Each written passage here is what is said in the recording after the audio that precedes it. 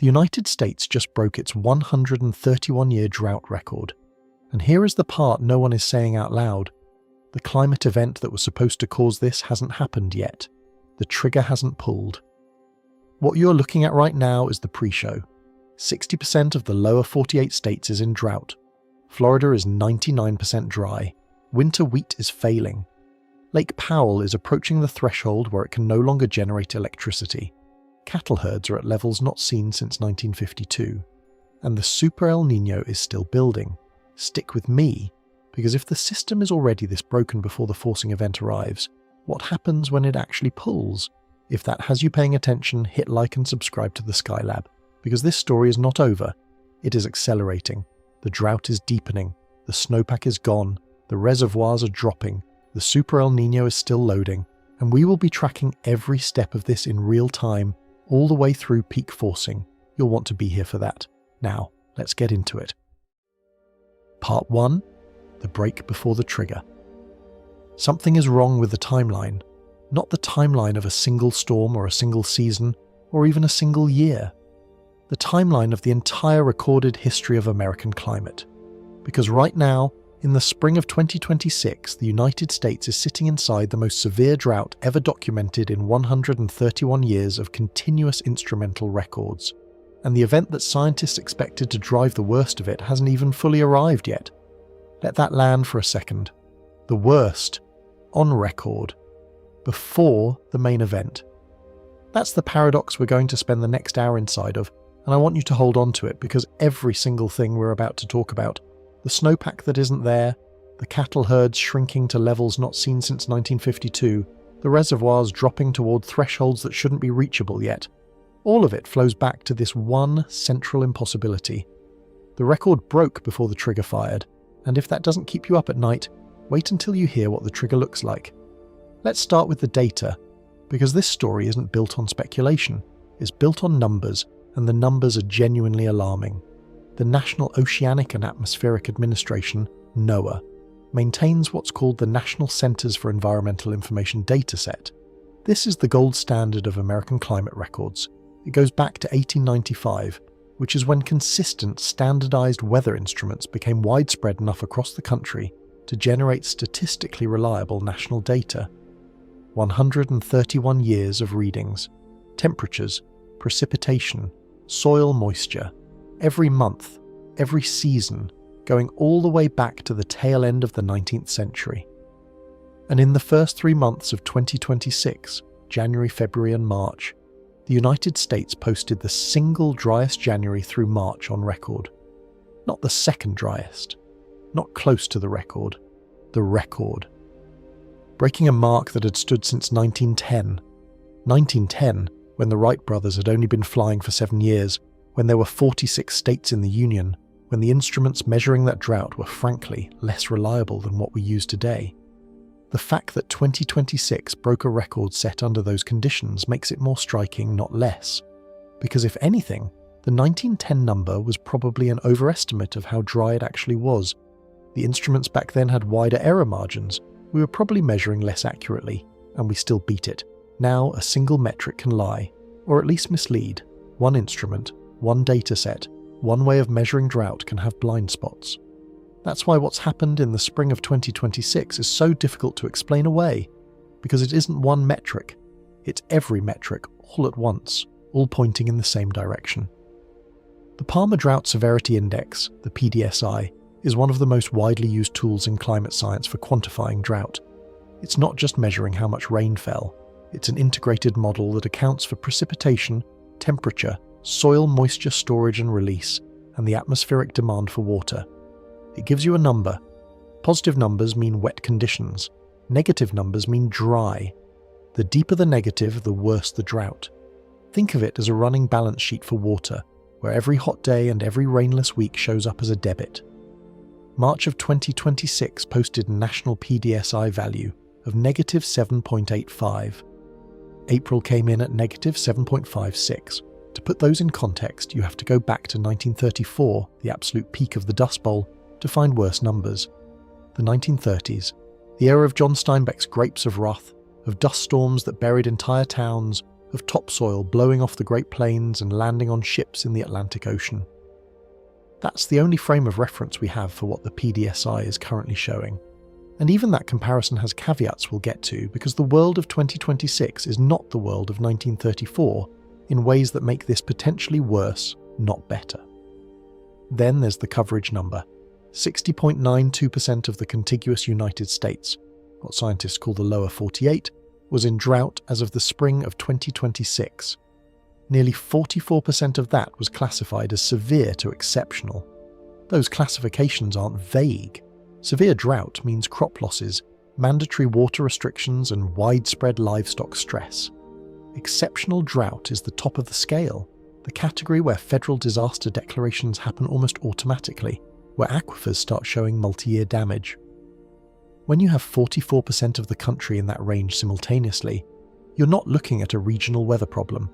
You're looking at something that behaves more like a continental system failure. And here is the part that makes all of this even harder to process. The climate-forcing event that most models expected to drive the worst of these conditions doesn't fully exist yet. We're talking about El Nino. Specifically, a potentially historic El Nino that some models are projecting could reach what's classified as a super El Nino, sea surface temperature anomalies in the central and eastern Pacific exceeding 2 degrees Celsius above normal, with some models projecting exceedances above 3 degrees. The probability of El Nino conditions developing by mid-2026 sits around 61% in the leading ensemble forecasts. 61%. That means it's more likely than not, but it hasn't happened yet. The system is already breaking records, without the trigger, before the gun has gone off. Think of it this way. Imagine a boxer who gets knocked down before the fight starts, just from the weigh-in. That's where we are. The drought we're seeing right now isn't the drought we were warned about. It's the pre-drought, the baseline, the floor. And if the trigger event arrives as forecast, as if the Super El Nino materializes at the upper end of model projections, then what we're experiencing right now is not the story. It's the setup. Somewhere in Kansas right now, a wheat farmer is watching soil moisture readings that should look like late June showing up in early spring. A reservoir manager in the Colorado River Basin is running projections that keep returning numbers she doesn't want to believe. A wildfire planner in the Pacific Northwest is looking at snowpack maps that show percentages so low they don't fit the historical color scale on his mapping software. None of them needed a forecast to tell them something was wrong. The land told them first. We just haven't been paying attention at the national level, because this disaster has no single moment, no one image, no hurricane making landfall on camera. It's the kind of disaster that doesn't announce itself. It just deepens. And that's the question I want you to carry through everything we're about to discuss. If this is what the pre-trigger looks like, what does the peak look like? Part 2. 3 metrics, 1 verdict. There's a principle in science that when independent measurement systems converge on the same conclusion, that conclusion becomes very difficult to dismiss. You can argue with one thermometer, you can question one dataset, you can point to methodology flaws in one study, but when 3 entirely separate instruments, using 3 entirely different approaches to measuring the same phenomenon, all return the same answer, at the same time, at the same scale, you're no longer dealing with measurement uncertainty, you're dealing with reality. That's exactly the situation with the drought of 2026, and it's worth walking through all 3 systems individually, because understanding why they agree is actually more important than any single number any one of them produces. The first system is the most straightforward. Precipitation anomaly data from NOAA. This is the raw measurement. How much rain and snow actually fell, compared to the historical average for the same time period. No modelling, no inference, just the accumulation gauge numbers from thousands of monitoring stations across the country.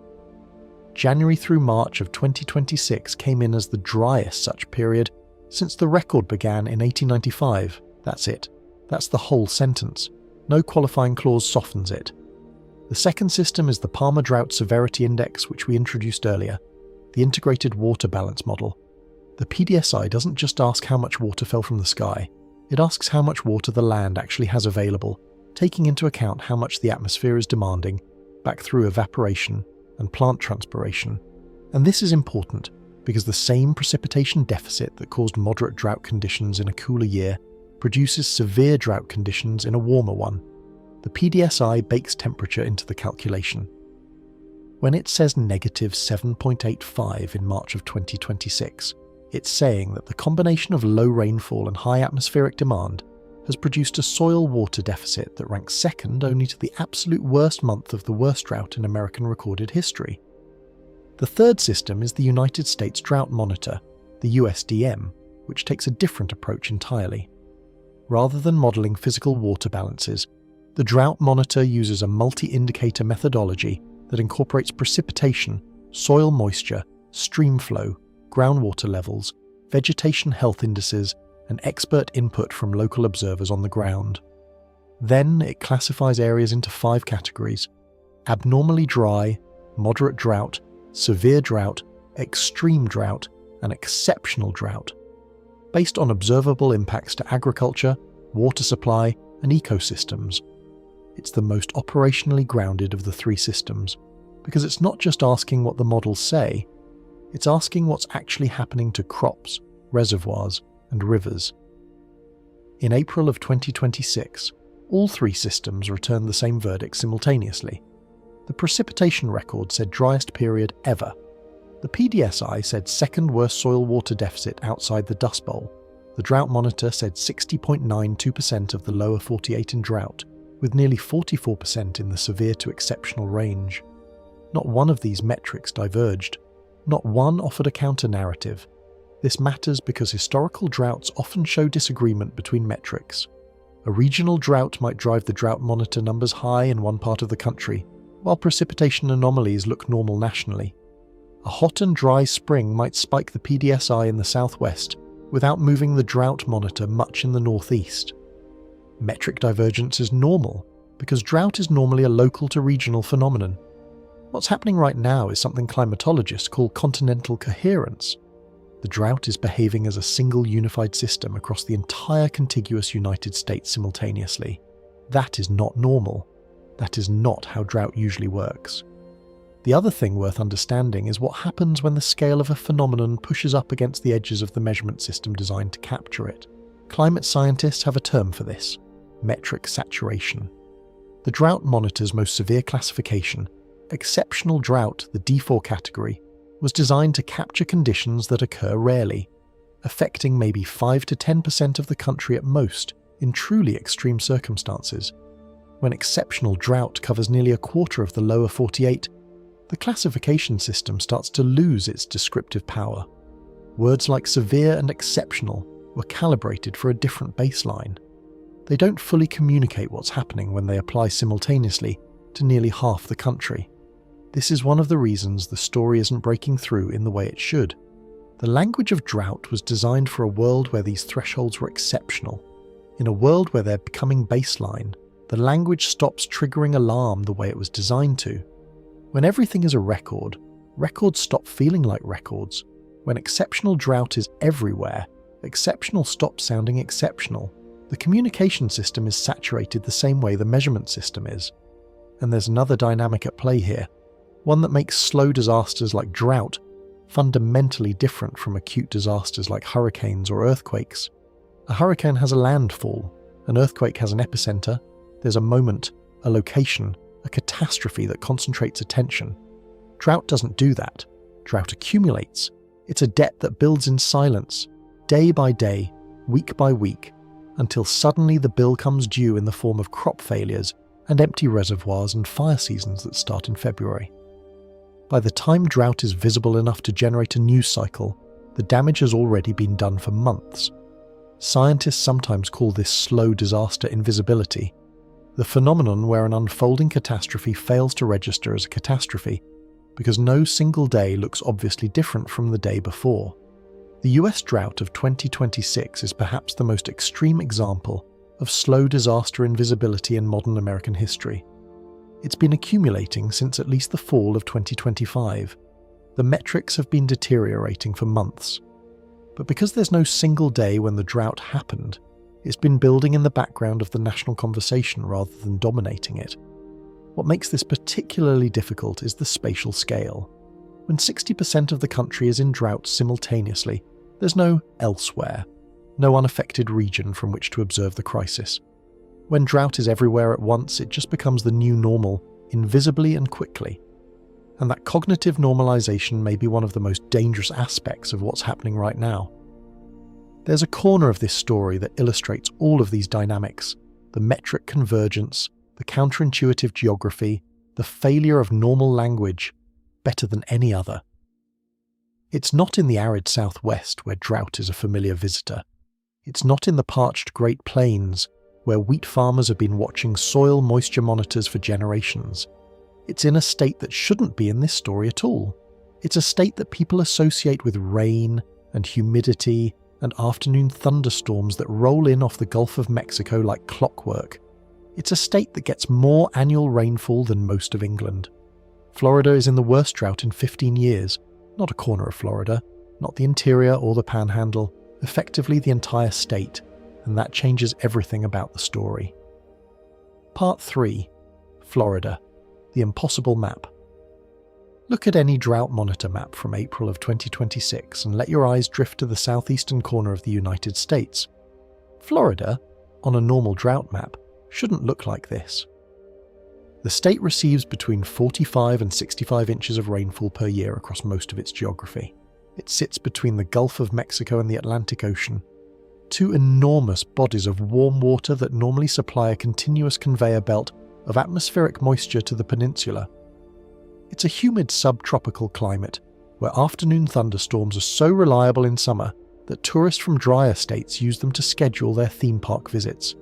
You go inside when the clouds build up at 2 in the afternoon, wait out the rain, go back outside. That's just Florida weather. That's just how it works. Except in April of 2026, 98.99% of Florida was in drought. Not 50%, not 70%, not even 90%. Nearly the entire state. Half of Florida was classified as extreme drought, the D3 category, one step from the top of the scale.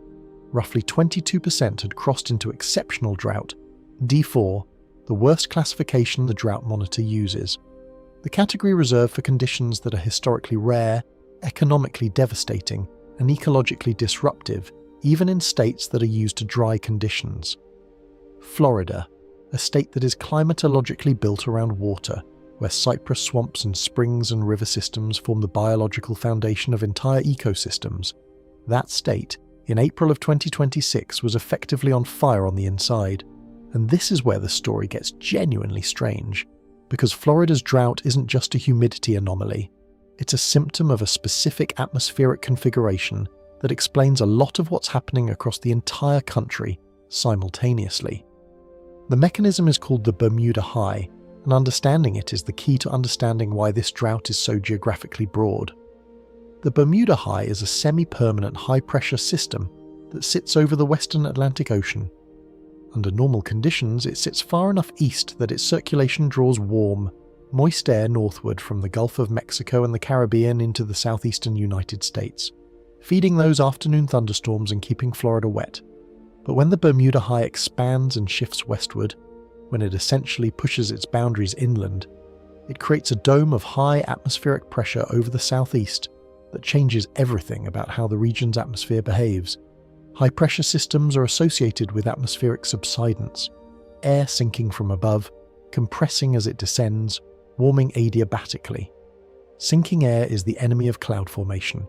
Clouds form when moist air rises, cools, and the water vapor condenses. When the atmosphere is actively sinking, that process is suppressed.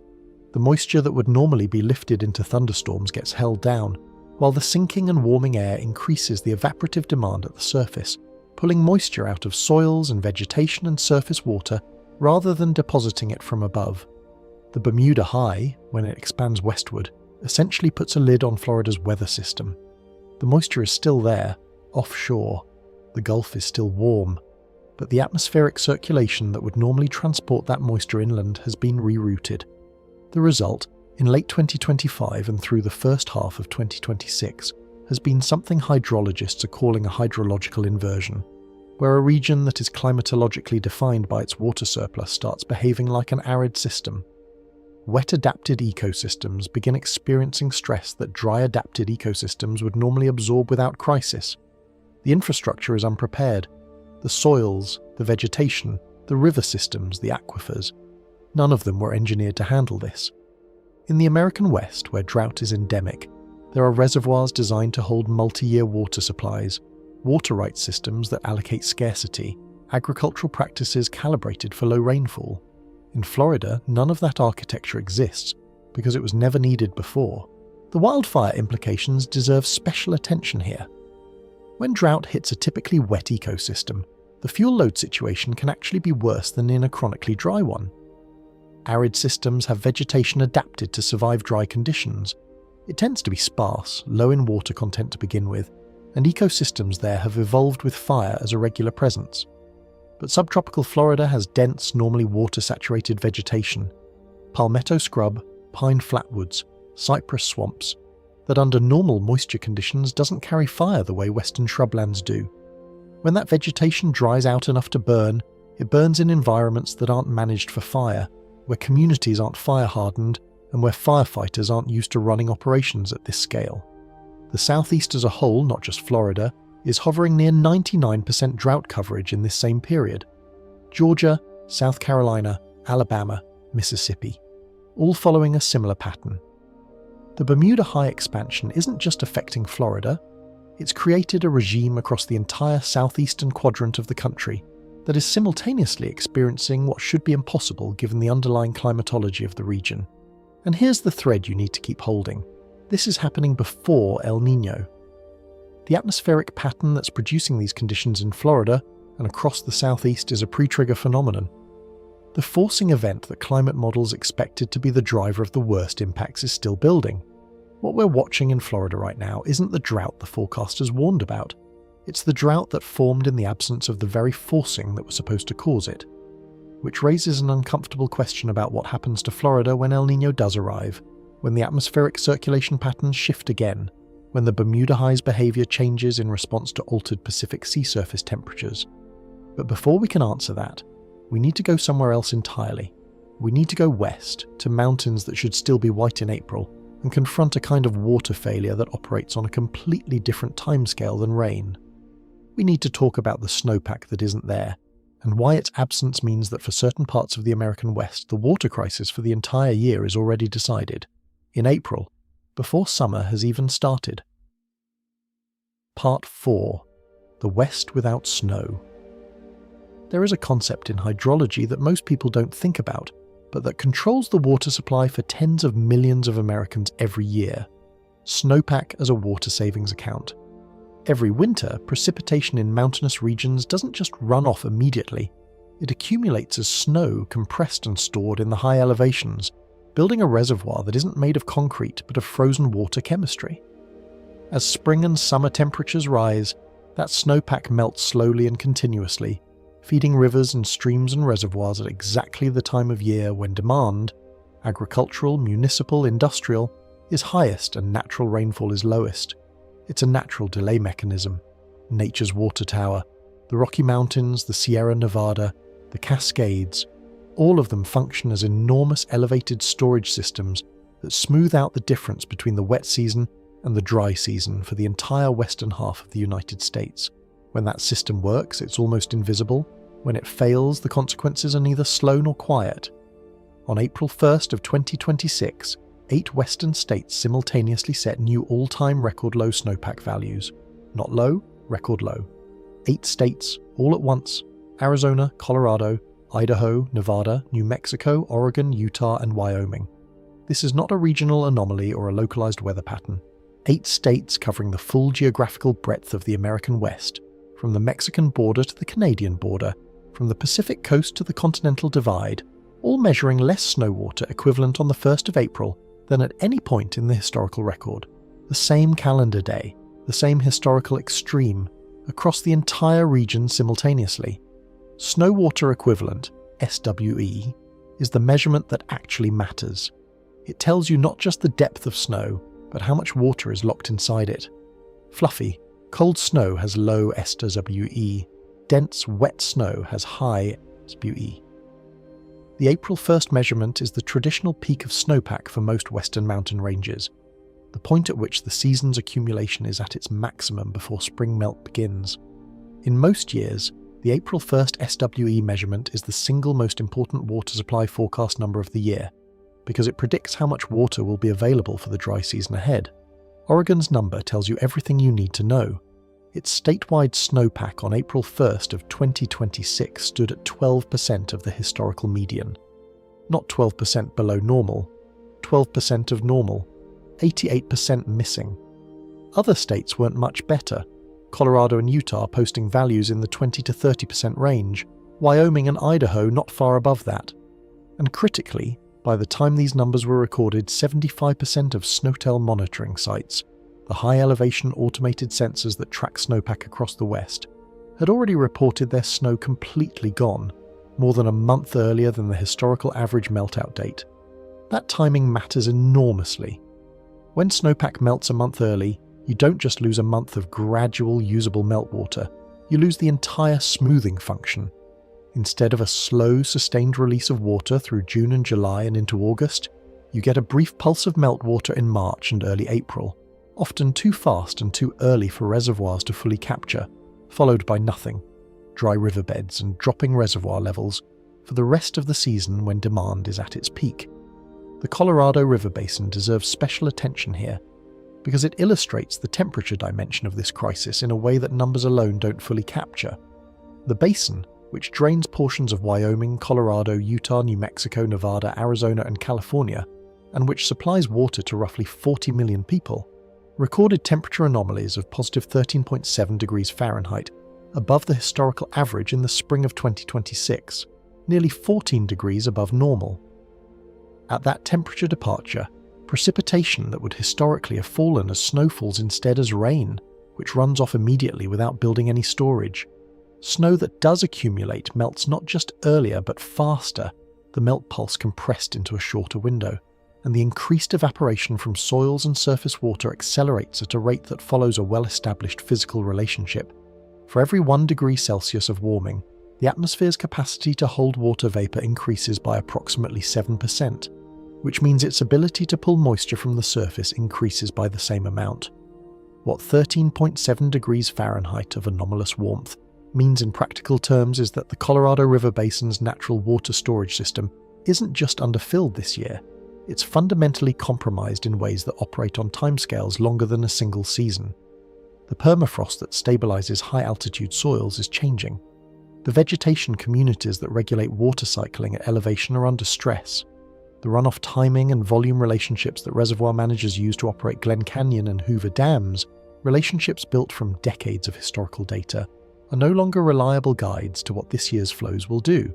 And this is where the central question of this entire story comes back into view, because all of this, the missing snowpack, the temperature anomalies, the early melt, the compromised water storage, is happening before El Nino has arrived. The forcing event, the climate driver that models suggested would produce the most severe impacts on Western water supply, is still building. The ENSO state is currently transitioning from neutral conditions toward El Nino, with peak development expected sometime in the second half of 2026. The snowpack catastrophe we're describing right now happened during a period when the Pacific Ocean was, in ENSO terms, only beginning to shift, which means the water crisis for the American West in 2026 is not a forecasted risk. It's a locked-in reality. It was decided in February and March, when the snow that should have been falling wasn't. No summer rainfall can undo an absent snowpack. No hurricane making landfall on the Gulf Coast refills the Colorado River. The year's water budget for hundreds of millions of acres of Western agriculture, for dozens of cities, for hydroelectric generation serving millions of households, it was written in the absence of snow on mountain slopes that should have been white through May. The system isn't just dry, it's structurally failing, and the question isn't whether the failure will produce consequences. The question is which consequences arrive first, how fast and in what order. Because when systems fail simultaneously across this many dimensions, precipitation, snowpack, soil moisture, surface water, the cascades don't line up neatly in a row, they interact, they amplify each other. What starts as a drought becomes something more complex, more interconnected, and frankly more difficult to manage than any single dimension crisis. And that's exactly where we're going next. Part 5. The Pattern Lock. There's a question sitting underneath everything we've looked at so far that we haven't answered yet. Why? Why is 60% of the country dry at once? Why are 8 western states simultaneously hitting snowpack records? Why is Florida, subtropical, ocean-bordered, normally drenched Florida, sitting at the top of the drought severity scale? A drought this geographically coherent, this simultaneous across regions with completely different normal climatologies, doesn't just happen from a deficit of rain. It requires an atmospheric configuration that coordinates dry conditions across a continental scale. And understanding that configuration requires a brief excursion into some atmospheric physics that sounds complicated, but once you see it, makes immediate intuitive sense. The atmosphere isn't static, it's constantly in motion, with large-scale wave patterns called Rossby waves propagating through the upper levels of the troposphere, the part of the atmosphere where weather systems actually live. These waves have peaks and troughs. Peaks or ridges represent high-pressure systems, areas of descending, warming, drying air. Troughs represent low-pressure systems, rising, cooling, wetting air. In a healthy mobile atmosphere, these Rossby waves move eastward, cycling through regions, bringing alternating wet and dry periods that average out over weeks and months to something approximating normal conditions. But Rossby waves can slow down, or in extreme cases nearly stop. When a ridge, a high-pressure peak in the wave pattern, locks in place over a region for weeks or months, the atmosphere essentially stalls. The normal cycling stops. The weather systems that would normally move through, bringing precipitation, get deflected around the stationary ridge rather than through it. Moisture is rerouted away from the locked region, and the persistent subsidence within the ridge keeps the air sinking, warming and drying over an extended period. Climatologists call this a blocking high, and when it's strong and persistent enough, it can drive drought of a depth and geographic extent that normal weather variability simply can't explain. In the late fall of 2025 and through the first half of 2026, the atmospheric pattern over North America featured exactly this kind of persistent ridging, a Rossby wave configuration that parked high-pressure dominance over much of the contiguous United States for an extended period, suppressing precipitation, rerouting Gulf moisture, and creating the conditions for a drought that could establish itself not just in one region, but across the entire country simultaneously. The Bermuda High expansion we talked about in the Florida section is part of this same pattern. It's the eastern expression of a ridge system that extends much further west and north than the Bermuda High's usual territory. Researchers including Hahn and colleagues in 2021 identified what they called low-phase speed wave packets, essentially very slow-moving or near-stationary atmospheric wave patterns that can maintain coherent structure for much longer periods than traditional Rossby wave theory would predict. These slow waves create the kind of persistent, locked-in atmospheric regimes that drive the most severe multi-month droughts. And there's growing evidence, still somewhat speculative but increasingly difficult to ignore, that the weakening of the jet stream, itself potentially connected to reduced equator-to-pole temperature gradients driven by amplified Arctic warming, may be making these slow, stuck wave patterns more common. A more sluggish jet stream produces more persistent blocking patterns. More persistent blocking produces more prolonged droughts. But here is the critical connection back to the central story. The pattern lock we're describing explains how a drought this geographically coherent formed before El Nino arrived. The pre-existing atmospheric configuration, the stalled ridge, the deflected moisture, provided the structural scaffolding for record-breaking drought conditions to establish themselves during what ENSO forecasters were classifying as a transitional neutral period. The El Nino forcing didn't create this drought. It may be about to amplify it. The drought was already here, already at record scale, built on an atmospheric foundation that required no tropical Pacific forcing at all to produce the worst conditions in 131 years of records. Part 6. The heat multiplier. Drought and heat are not the same thing, but they are deeply, recursively connected in ways that make 2026 fundamentally different from every major American drought that came before it. There's a thermodynamic relationship called the Clausius-Clapeyron equation, and while you don't need to understand the mathematics, the concept is crucial. For every 1 degree Celsius that air temperature increases, the maximum amount of water vapor the atmosphere can hold increases by approximately 7%. This means that warmer air has a greater capacity to pull moisture from surfaces, soil, water, vegetation, through evaporation. Warmer air is thirstier air. The same rainfall deficit that would have produced moderate drought conditions in a cooler climate produces severe or exceptional drought in a warmer one because the atmosphere is demanding back more of the water it receives. In the first quarter of 2026, the United States experienced not just its driest January through March, but temperatures significantly above historical averages, this in the middle of what was technically a La Niña period, which typically drives cooler conditions across much of the country.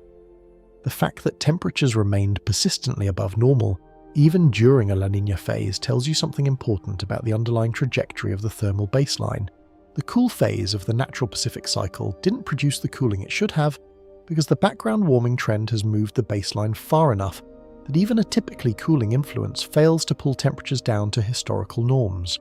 Now there's an additional layer to this heat story that remains scientifically contested, but is generating significant discussion in climate research circles.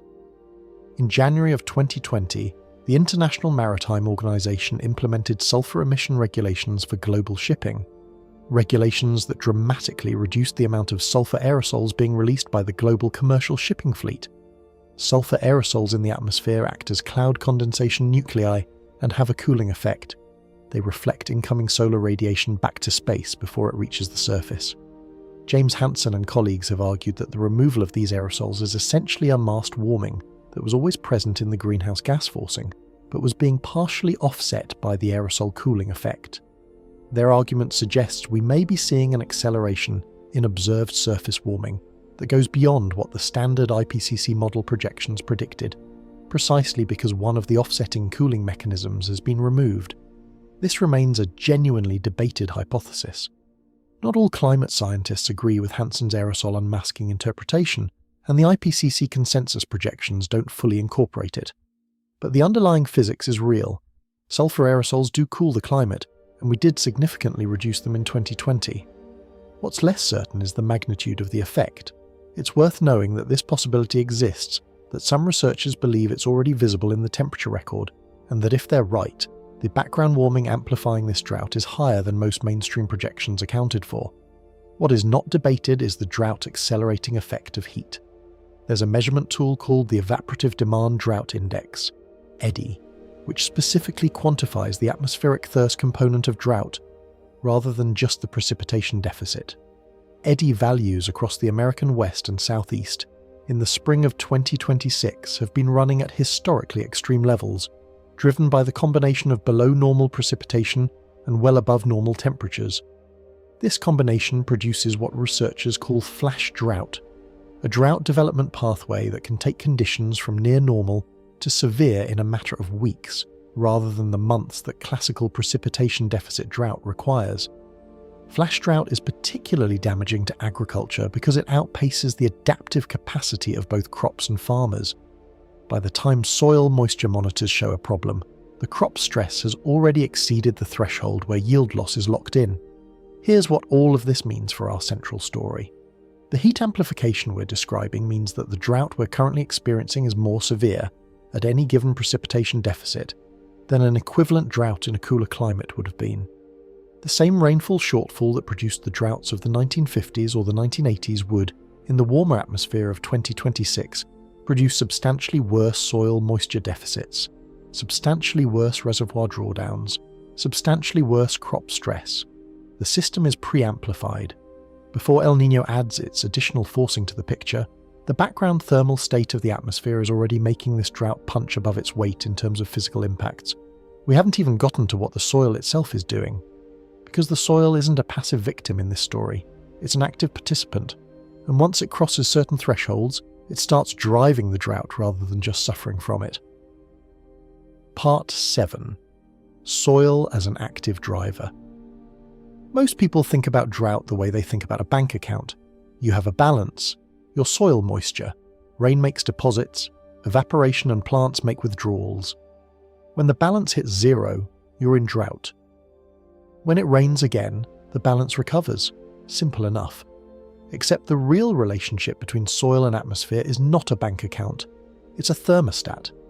And once you understand that, the self-reinforcing character of this drought, why it keeps deepening even without obvious changes in the driving factors, why it's accelerating faster than historical droughts at equivalent stages, becomes much clearer. When soil moisture is adequate, a significant portion of the incoming solar radiation at the surface goes into evapotranspiration, the combined process of water evaporating from the soil and transpiring through plant leaves. This phase change of liquid water to vapor is an energy-consuming process. It absorbs heat that would otherwise go into warming the surface and the atmosphere above it. Wet soil and healthy vegetation act as natural air conditioning. They moderate temperatures, they maintain humidity, and critically, they contribute moisture to the lower atmosphere that can eventually condense and form clouds. Clouds that reflect incoming radiation, which further moderates surface temperatures. Now, remove the soil moisture. Remove the vegetation water content. Suddenly, instead of energy going into evapotranspiration, it goes directly into sensible heat. The warming of the surface and the air above it. Temperatures spike. The boundary layer of the atmosphere, the lowest kilometre or so, becomes hotter and more turbulent. The humidity that normally helps cloud formation drops. The clouds that would have formed to provide cooling and eventually precipitation don't develop. More solar energy reaches the surface unimpeded. Temperatures climb further. Soil moisture depletes faster. This is what researchers including Morales and colleagues have documented as soil moisture-atmosphere coupling. The feedback loop where dry soil actively promotes further drying by modifying the atmosphere in ways that suppress precipitation. The soil isn't just recording the drought, it's participating in it.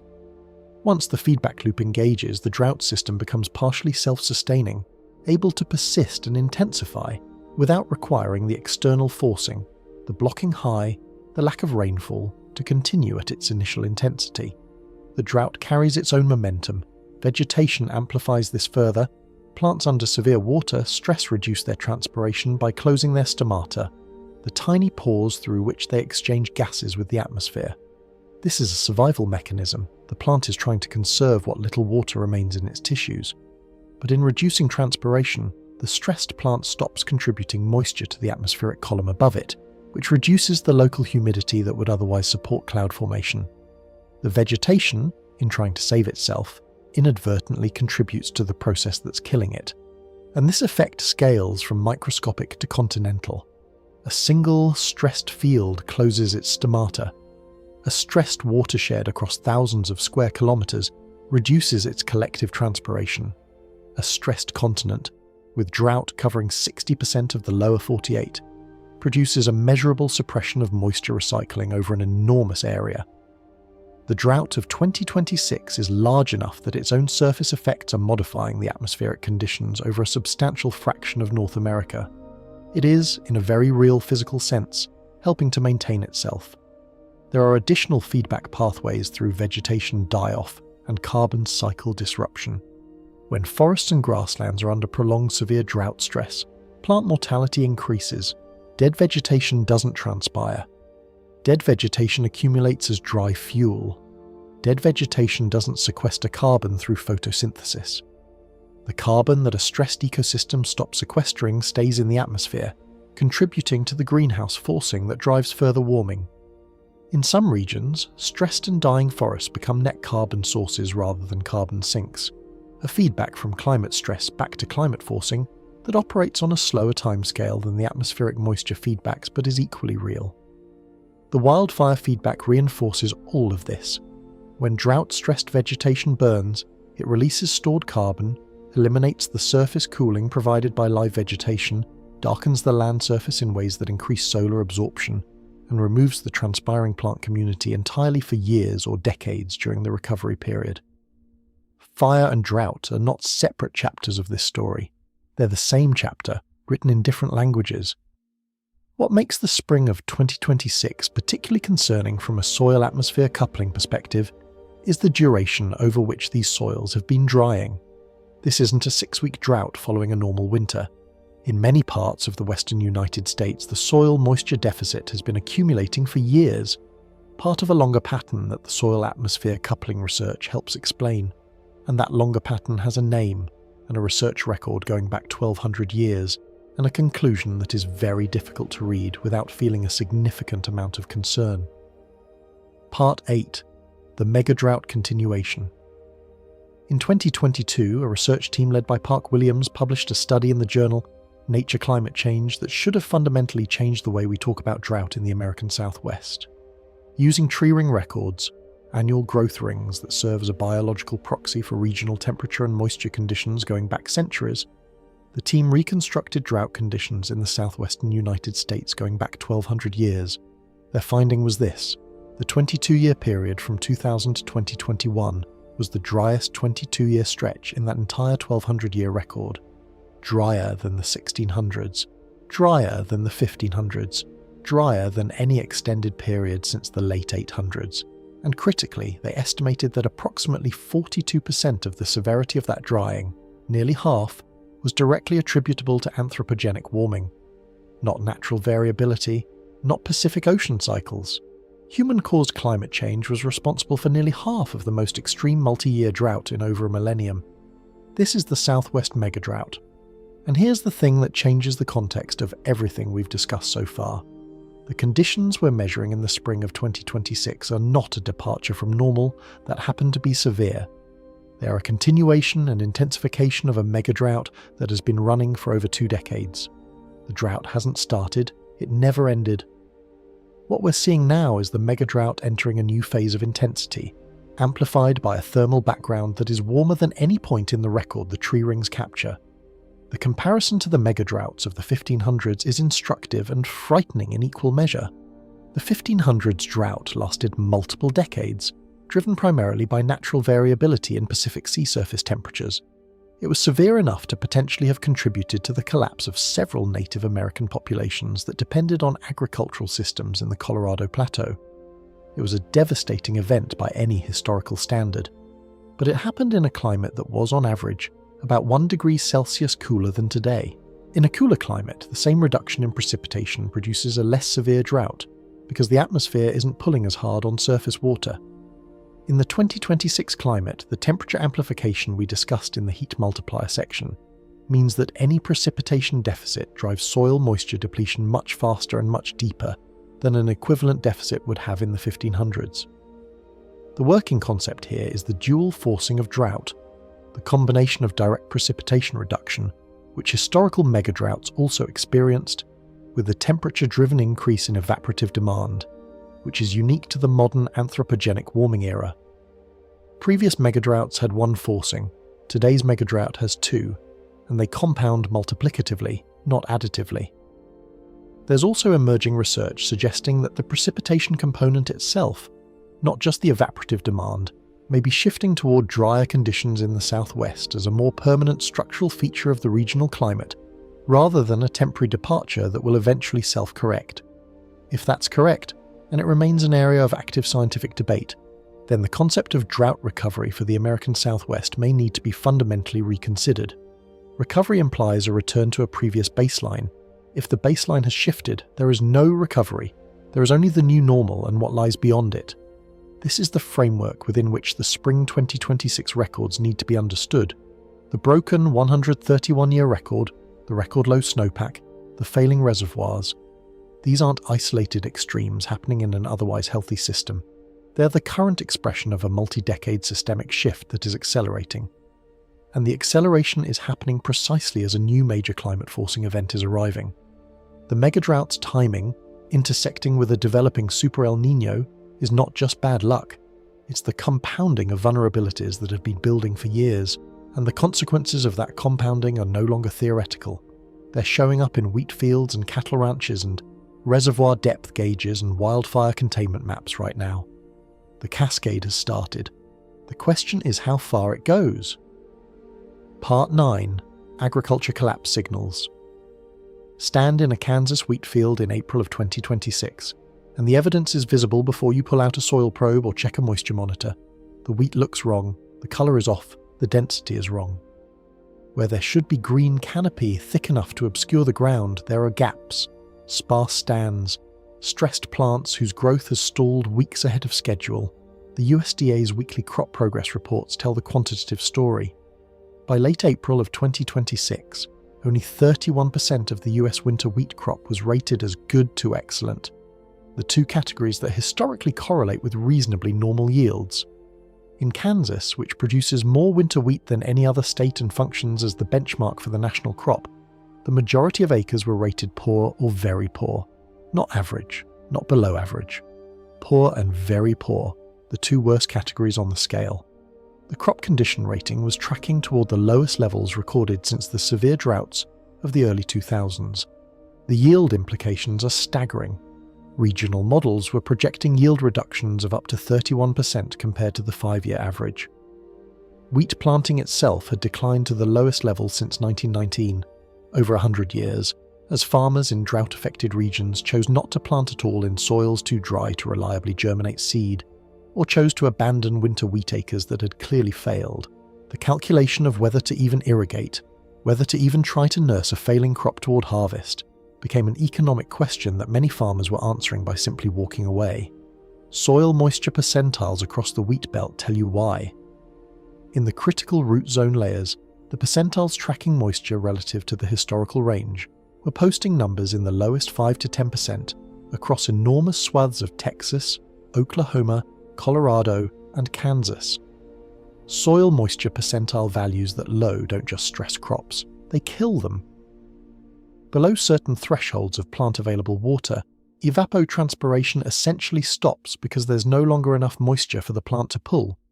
The crop enters a terminal stress from which no amount of subsequent rainfall can fully recover yield losses already locked in through the critical vegetative growth stages. There's a concept in agricultural drought science called the invisible crop failure phase. The period after drought-driven yield loss has already been determined by soil conditions at critical growth stages. But before the visible evidence of crop failure is widespread enough to register in markets or media, the crop is already failed.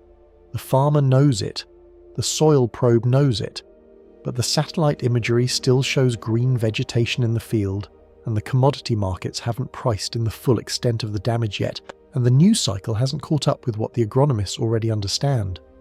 This phase can last weeks, sometimes until harvest begins and the combine yields confirm what the soil was already saying in February. The spring of 2026 appears to be deep inside that invisible failure phase for large portions of the wheat crop.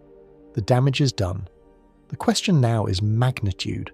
How far below historical average the final yields will fall, and whether the below-average harvest compounds with global supply constraints in ways that move food prices. The irrigation question adds another dimension.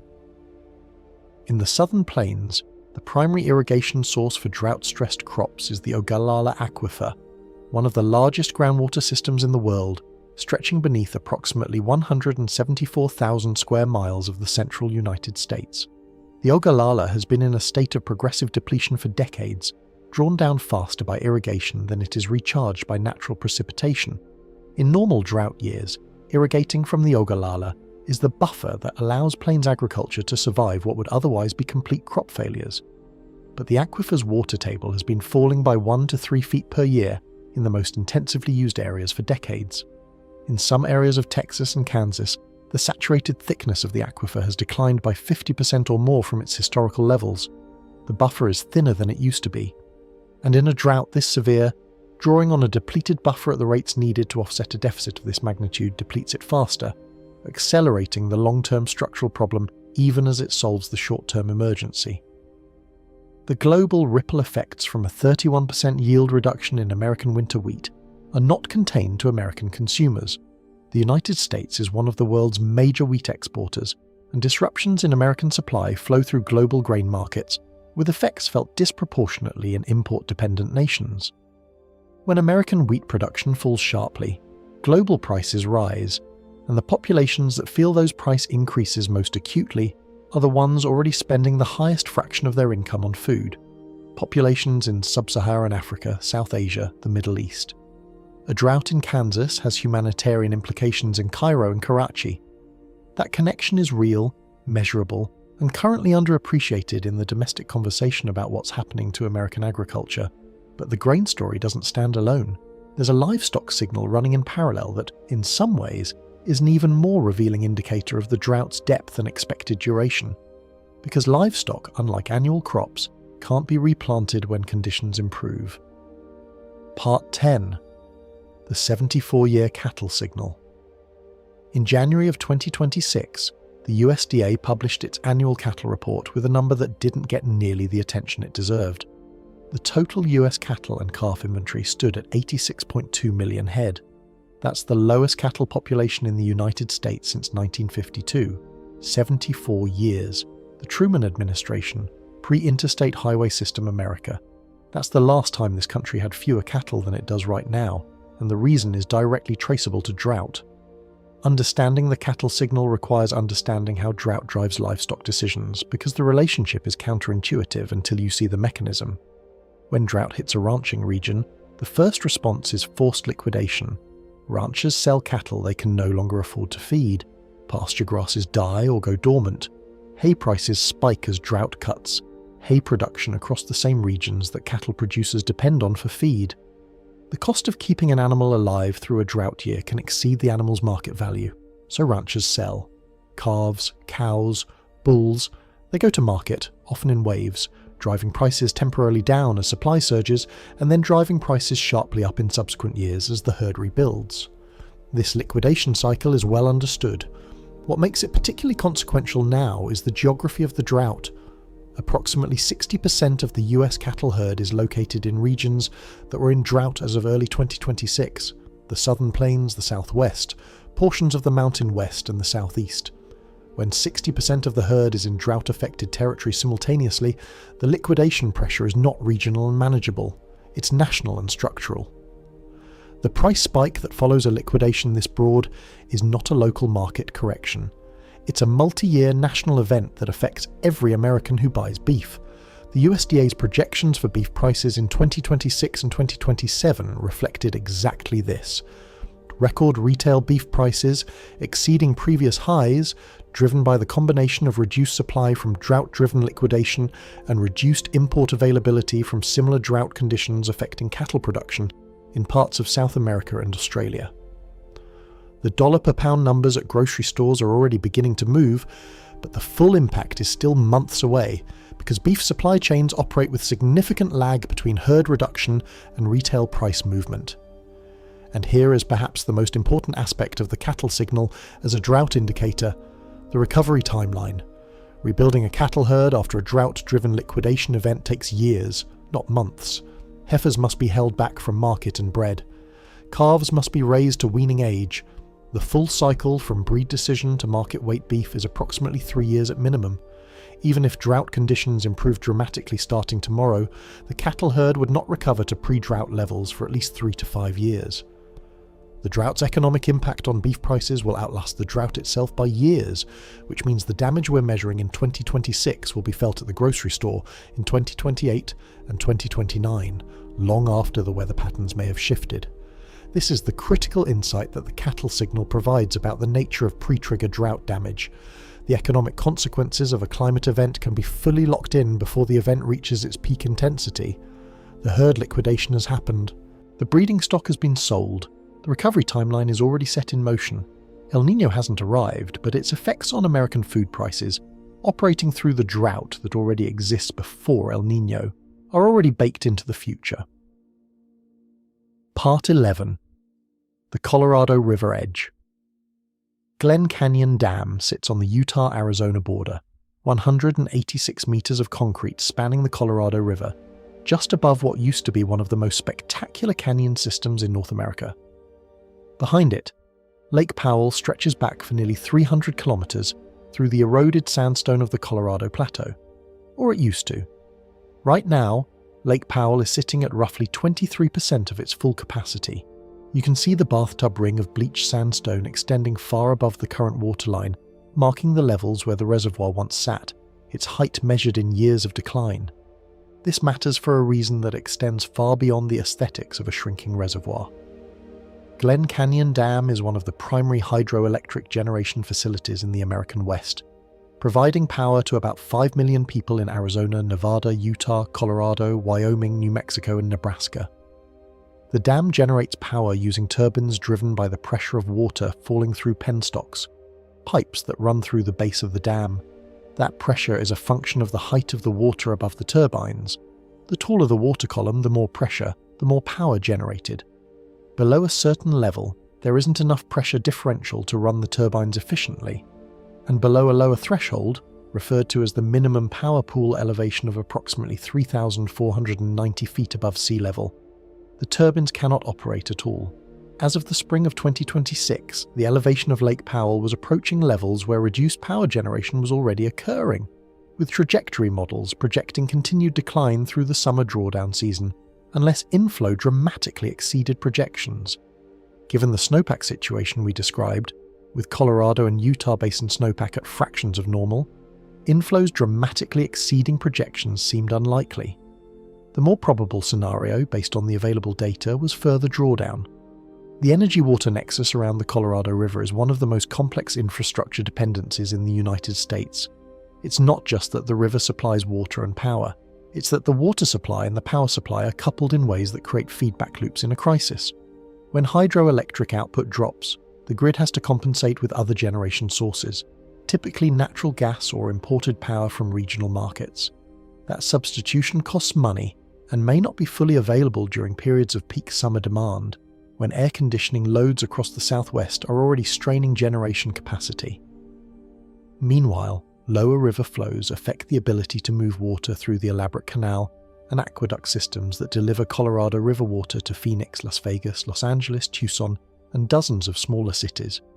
Reduced flow means reduced deliveries, which means water restrictions, which means economic and quality of life impacts for tens of millions of people.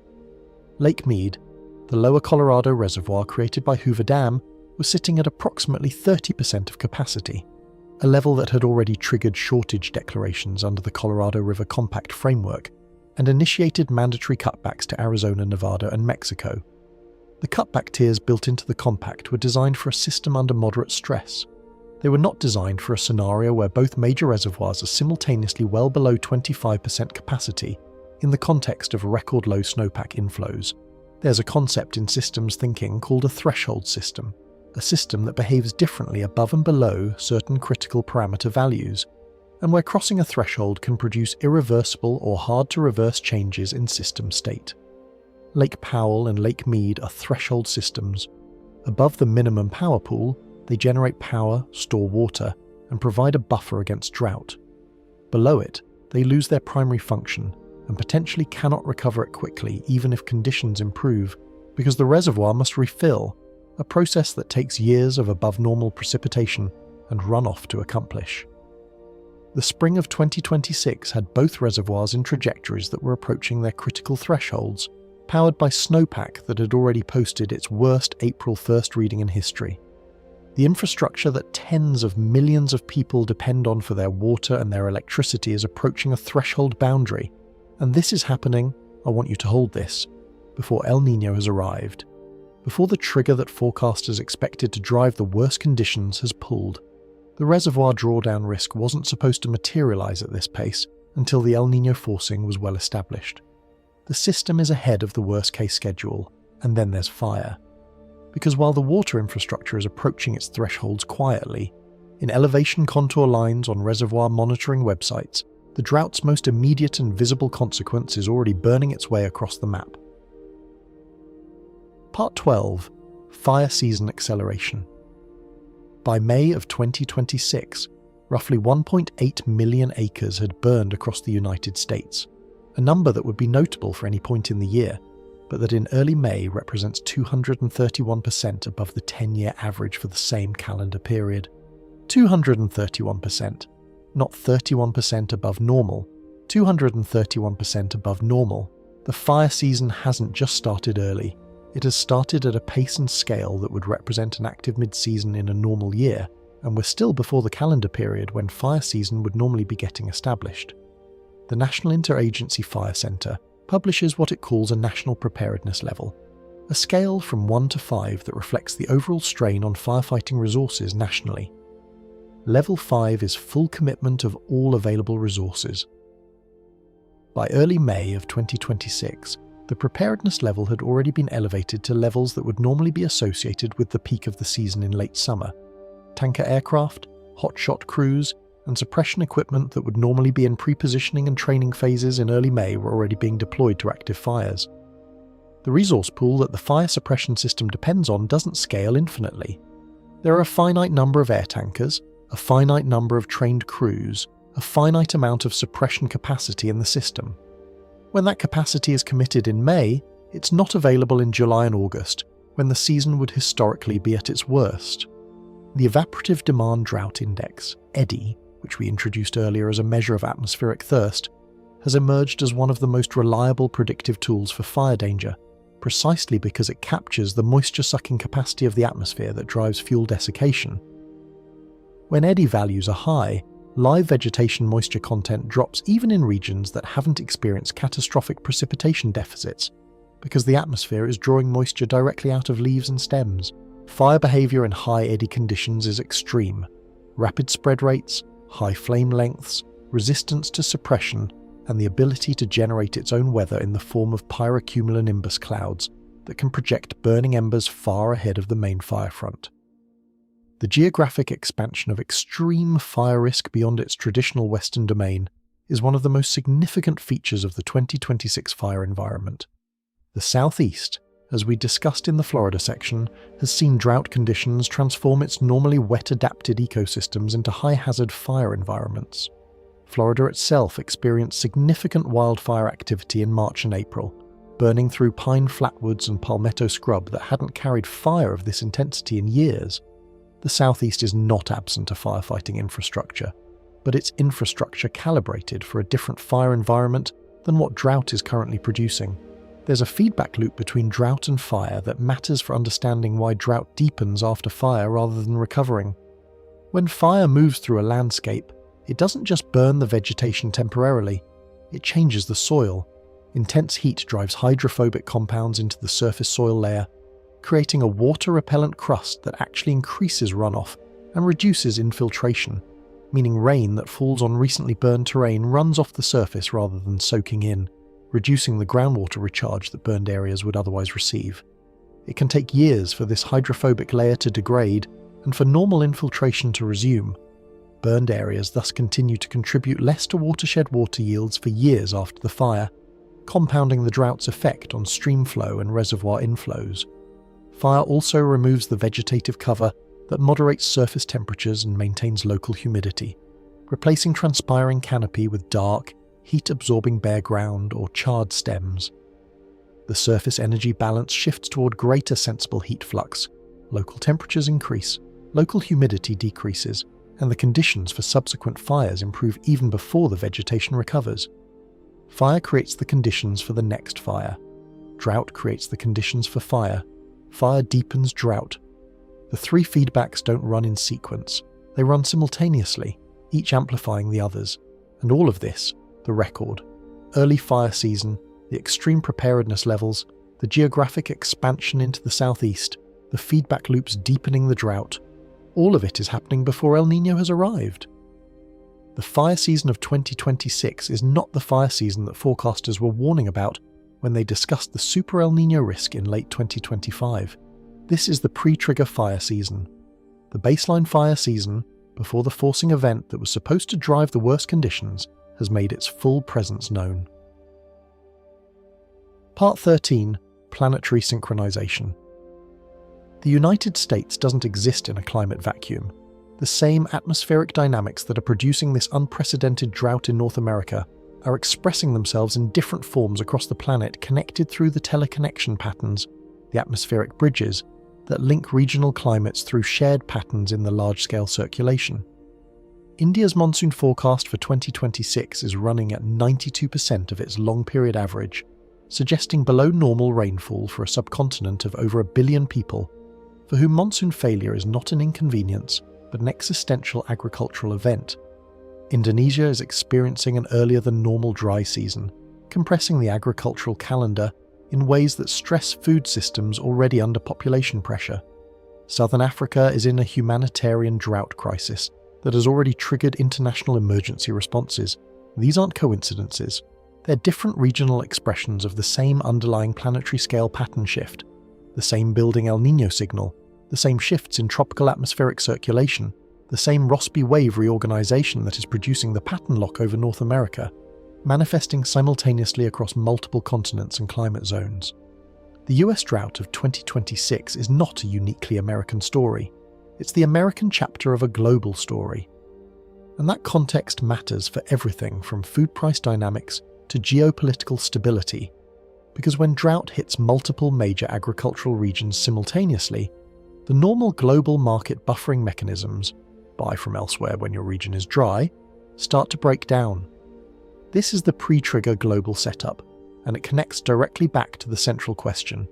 If this is the synchronized planetary state before the main El Nino forcing arrives, what does the state look like after it?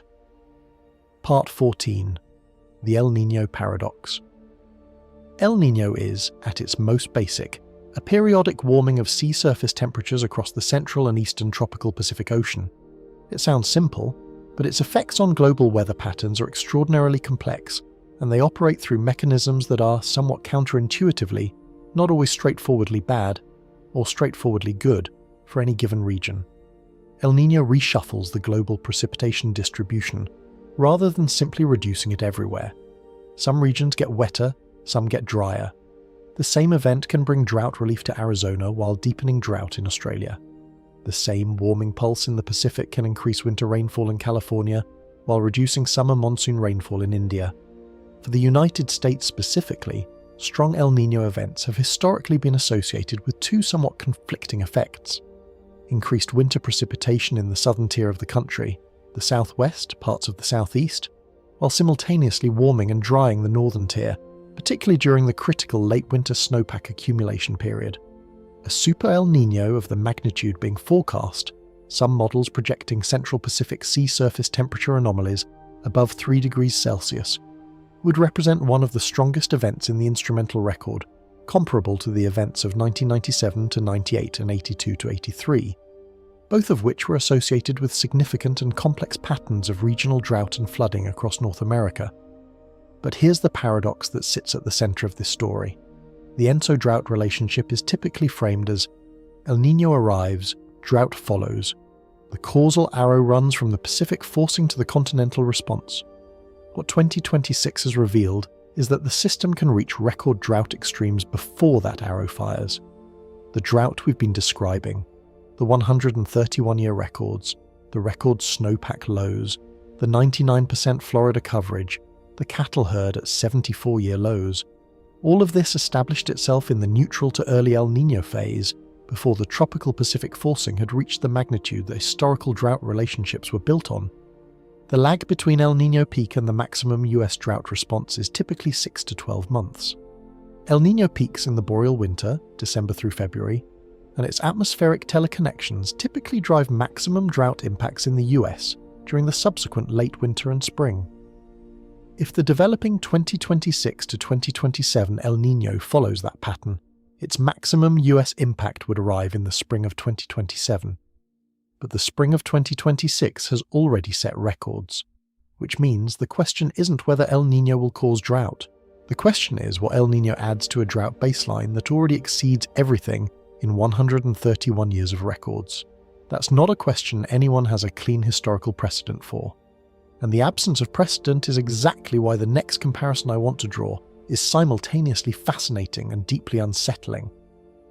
Part 15. The 1877 to 1878. Analog.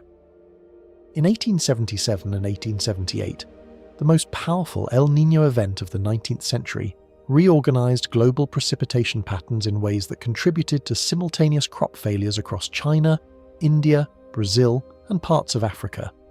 The resulting famines, known collectively as the Great Famine of 1877 to 1878, killed an estimated 30 to 50 million people, making it one of the deadliest climate-related events in recorded human history. The historian Mike Davis, in his book Late Victorian Holocausts, documented how the climatic event intersected with colonial political structures and market economics to produce mass mortality at a scale that the meteorological event alone doesn't fully explain. The climate created vulnerability. Politics and economics determined who died. The relevant point here is not that today's world faces equivalent mortality risk. Global food systems, early warning mechanisms, and emergency response capacities are vastly better than they were in 1877.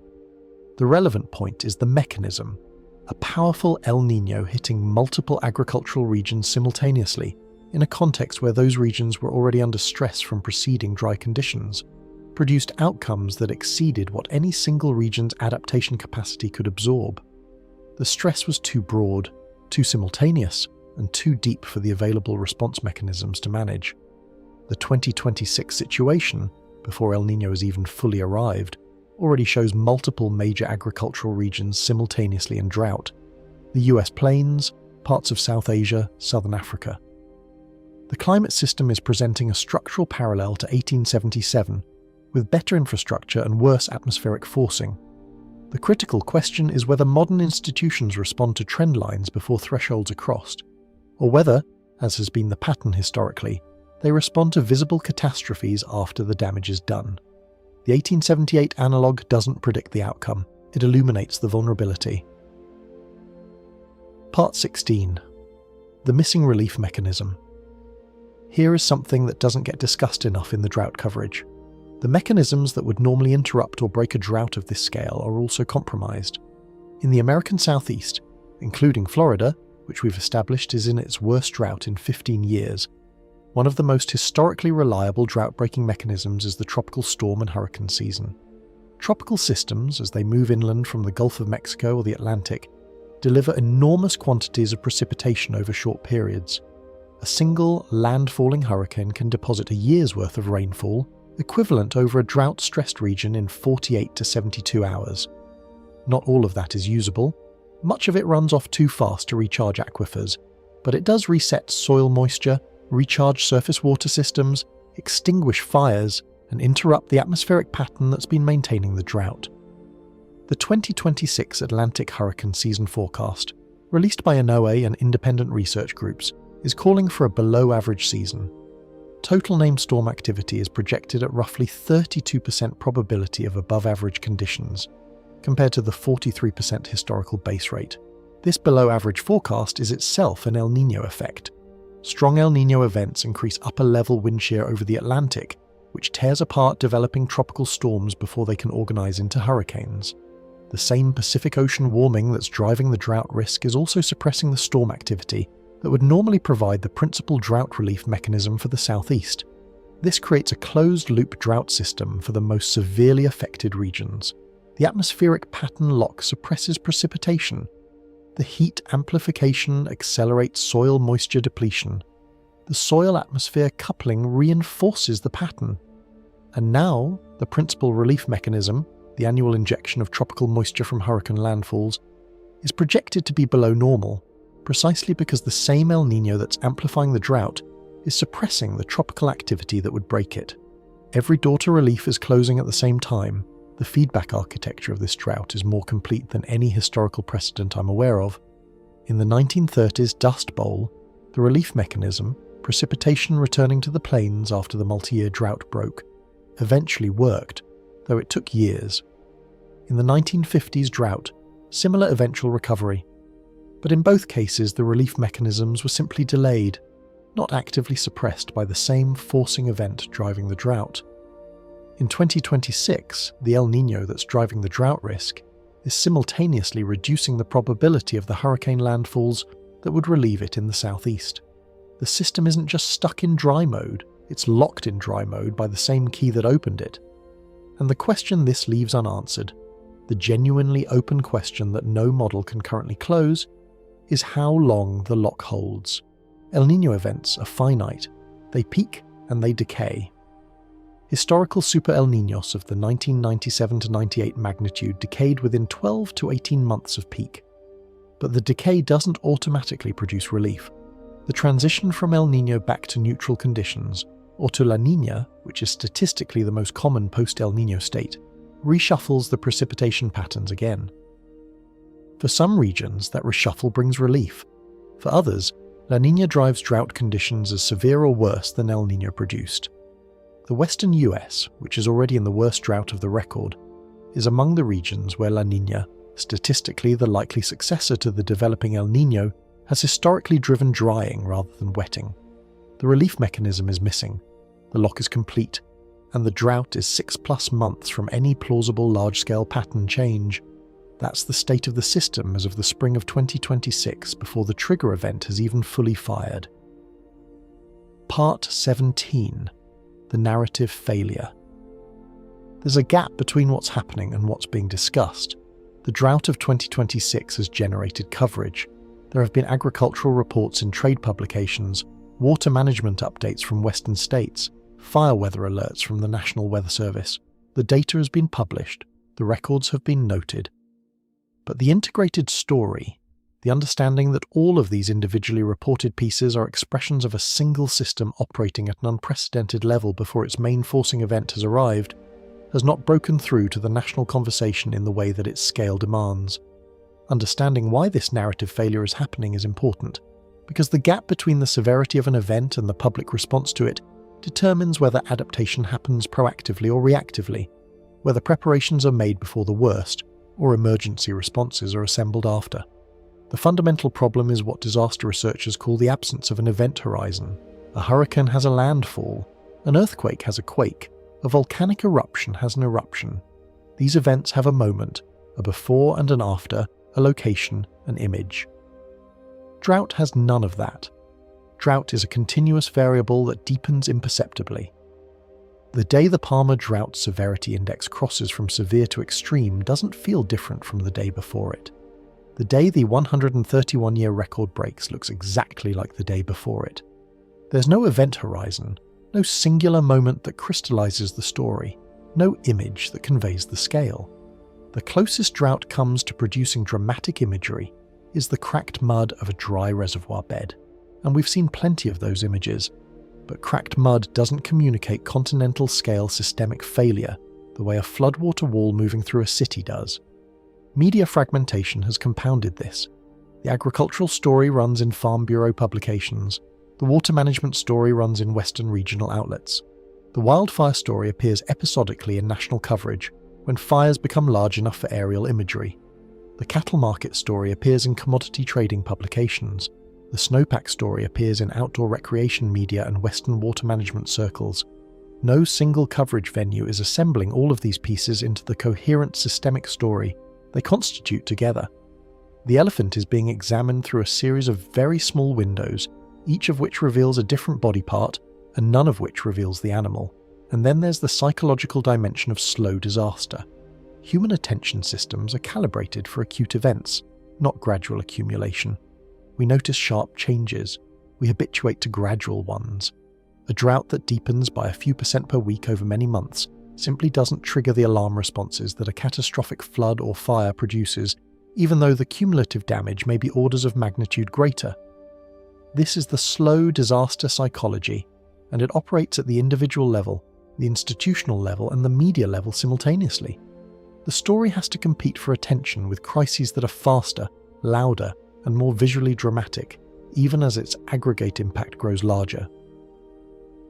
Part 18. The conspiracy layer. Anytime something this large unfolds this quietly, the human instinct is to look for something hidden behind it. Not just a cause, but an intentional cause. A lever someone is pulling, a system someone is controlling, a piece of the puzzle that explains why something so massive can be happening without a single defining moment. And it's worth taking that instinct seriously, at least for a moment. Not to dismiss it, not to mock it, but to examine it carefully. Because skepticism, when applied correctly, is how we get closer to truth. The problem here isn't that people are asking questions. The problem is that the real answer is stranger, less intuitive, and in many ways more unsettling than the alternatives being proposed. The theories tend to cluster in familiar territory. One of the most persistent is tied to high-frequency active auroral research program, better known as HAARP, a research facility in Alaska that studies the ionosphere using high-frequency radio waves. In many online discussions, HAARP is framed as a kind of atmospheric control system, capable of steering weather patterns, creating droughts, or even triggering large-scale climate anomalies. Alongside that, cloud seeding programs, which do exist and are used in parts of the United States and around the world, are often interpreted as evidence of broader weather manipulation. Then there are solar cycle arguments suggesting that a reduction in solar activity is somehow reshaping global weather patterns in ways that produce drought.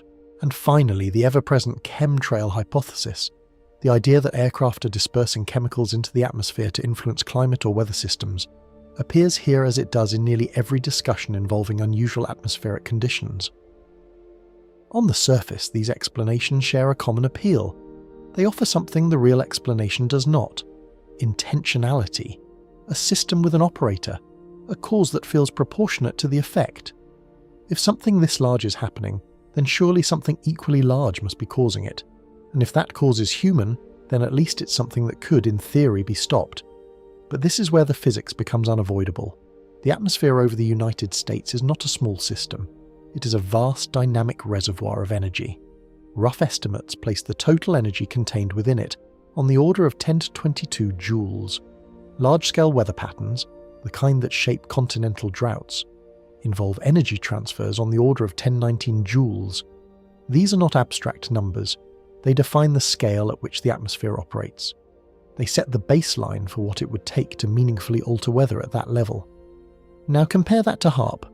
At maximum operational output, it transmits approximately 3.6 megawatts of radio frequency energy, about 3.6 megajoules per second, into a small region of the ionosphere, hundreds of kilometers above the Earth's surface.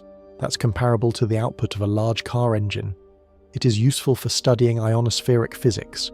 It is not remotely capable of influencing tropospheric weather systems, let alone locking a Rossby wave pattern over an entire continent for months at a time. The gap here isn't just large, it's effectively unbridgeable. We're talking about a difference of more than 15 orders of magnitude. To put that in perspective, it's the difference between the energy in a lightning bolt and the energy released by a major asteroid impact. The idea that a facility operating at that scale could steer continental weather isn't just unlikely. It doesn't align with the basic energy requirements of the system it would need to control. Cloud seeding faces a different version of the same problem. Unlike HAARP, cloud seeding is a real, widely documented technology. It works by introducing particles, typically silver iodide, into clouds to encourage the formation of ice crystals, which can then grow and fall as precipitation.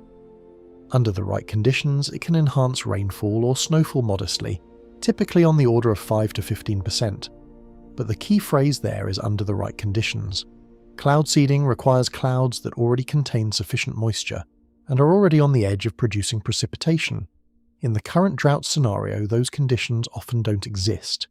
The atmospheric pattern driving this event, the persistent high-pressure system and subsidence associated with the displaced Bermuda High and the stationary Rossby Ridge, actively suppresses cloud formation.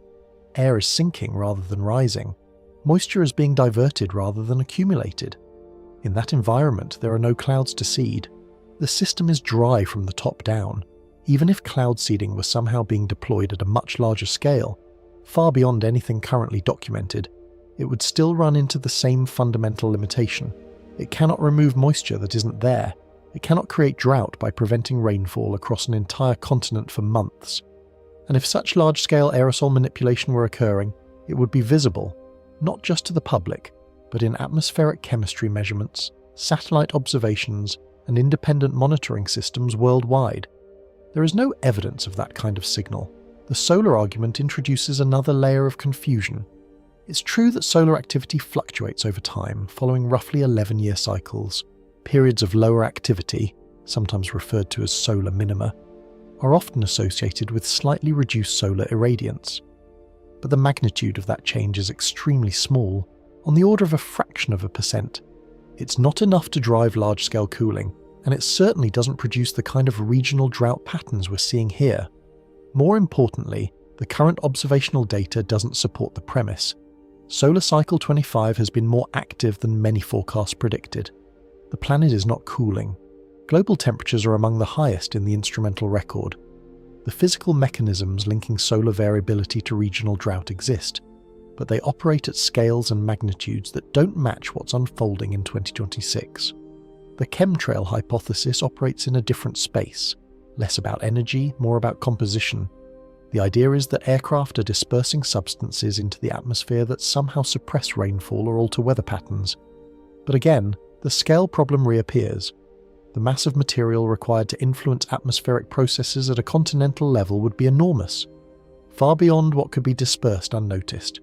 It would leave clear chemical signatures in the atmosphere, measurable by independent research institutions around the world. It would also need to align spatially with the drought patterns themselves, which it does not. Some of the driest regions in this event have relatively low air traffic, while some of the wettest regions globally lie directly under major flight corridors. What all of these theories share is not just a mismatch with the physics, but a mismatch with the data. They attempt to explain a system-wide pattern using mechanisms that either lack the necessary scale, the necessary reach, or the necessary evidence.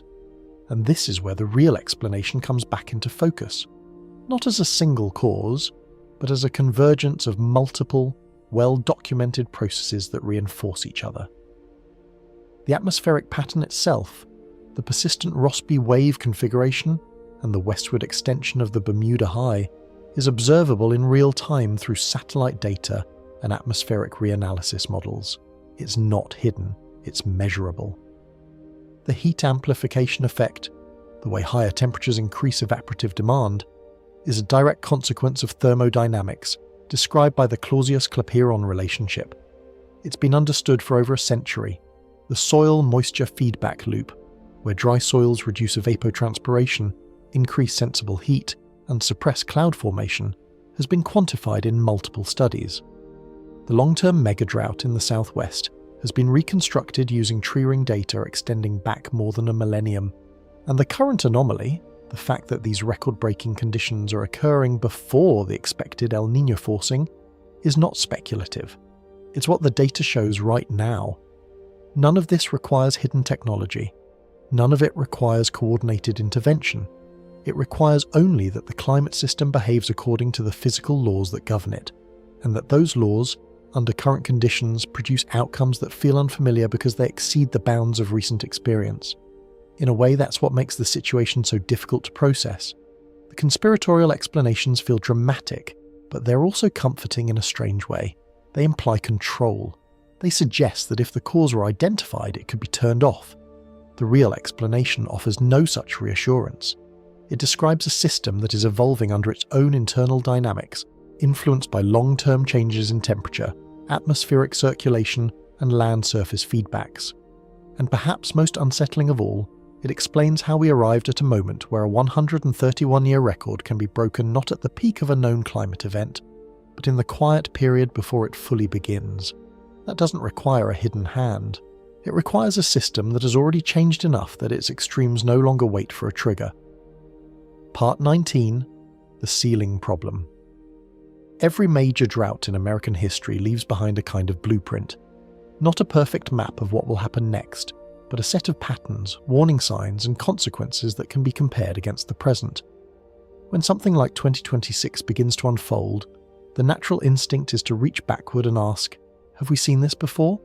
And if we have, then maybe we can estimate where it leads, maybe we can identify the ceiling, maybe we can say, with some confidence, how bad this can get. The problem is that when you line up the closest historical comparisons and examine them carefully, something uncomfortable emerges. Each one overlaps with the present in meaningful ways. Each one explains part of what we're seeing, but none of them fully contains it. The deeper you go into the comparison, the more it begins to look like 2026 isn't a repeat of anything. It's a combination of multiple historical extremes, layered together in a way that hasn't existed before. The most obvious reference point is the Dust Bowl of the 1930s. It's the benchmark for drought severity in the United States, both culturally and scientifically. The Palmer Drought Severity Index values being recorded in early 2026, a March reading of -7.85 and an April reading of -7.56, sit just below the most extreme months of 1934 and 1936 in the entire instrumental record. In terms of raw index values, this places the current event in the same category as the worst drought ever documented in modern US history. At peak, the geographic footprint is comparable as well. Large portions of the country are simultaneously affected, rather than isolated regions cycling through dryness. And in terms of agricultural stress, the early signals, declining wheat conditions, soil moisture collapse, livestock pressure, mirror the initial stages of the Dust Bowl's impact on the Great Plains. But this is where the comparison starts to break down in ways that matter. The Dust Bowl occurred in a climate that was significantly cooler than the one we live in today, roughly 1 degree Celsius cooler on average. That difference might sound small, but in atmospheric physics, it's not. Warmer air increases evaporative demand exponentially, not linearly. Through the Clausius-Clapeyron relationship, every degree of warming allows the atmosphere to hold about 7% more water vapour. That translates into faster drying of soils, greater stress on vegetation, and a more aggressive depletion of surface moisture under the same precipitation conditions. In practical terms, this means that if you took the atmospheric patterns of 1934 and placed them into the climate of 2026, the resulting drought would be more severe, even if rainfall deficits were identical. The Dust Bowl, as extreme as it was, represents a lower bound scenario in a cooler system. It tells us what drought looks like without the modern heat multiplier fully engaged. There's another critical difference. The Dust Bowl unfolded as a relatively discrete event.